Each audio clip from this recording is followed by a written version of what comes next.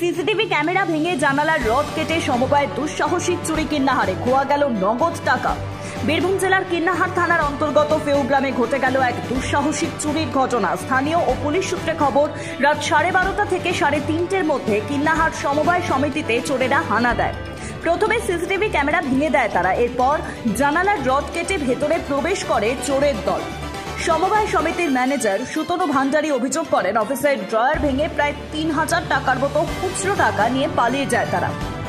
সকাল হতেই এলাকায় ছড়ালো চাঞ্চল্য। খবর পেয়ে ঘটনাস্থলে পৌঁছয় কিন্নাহার থানার পুলিশ এবং তদন্ত শুরু হয়। চোরেদের সন্ধানে তল্লাশি চালাচ্ছে পুলিশ। স্থানীয় সূত্রে জানা গেছে, প্রায় 3 মাস আগেও একই সমবায়ে চুরির ঘটনা ঘটেছিল। ফলে নিরাপত্তা ব্যবস্থা নিয়ে প্রশ্ন উঠছে এলাকাবাসীদের মধ্যে। পুলিশ জানিয়েছে, সিসিটিভি ফুটেজ সহ অন্যান্য প্রমাণ সংগ্রহ করে দ্রুত চোরদের গ্রেফতারের চেষ্টা চলছে। Bureau report, Bolpur news.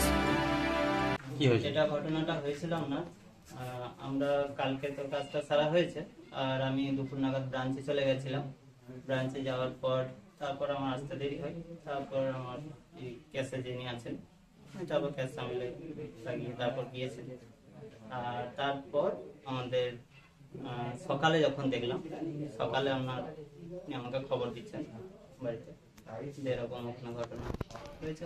খবর পেয়েছেন কি হয়েছে, যে এখানে এরকম চুরি চক্রা হয়েছে। আমি ততটা দেখেনি, মানুষের মুখ থেকে শুনেছেন।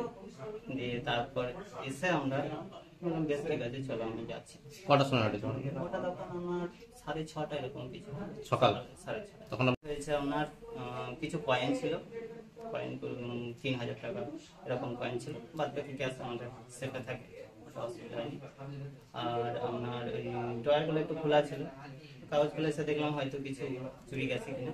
কাগজপত্র মোটামুটি সব ঠিক আছে। শুধু আর দুটো ক্যামেরা দেখলাম সরিয়ে দিয়েছে, একটা ভেঙে নিচের দিকে নামিয়ে দিয়েছে, আর একটা উপর দিকে অ্যাঙ্গেলে উপরে তুলে দিয়েছে, যার ফলে ওদের লোকগুলোকে আমরা দেখতে পাচ্ছি না। এই ঘটনা এর আগে আর একবার হয়েছিল। আমরা এটা আজ থেকে জিডি করেছিলাম মাস 2-3 মধ্যে। তখন কি কিনেছিল?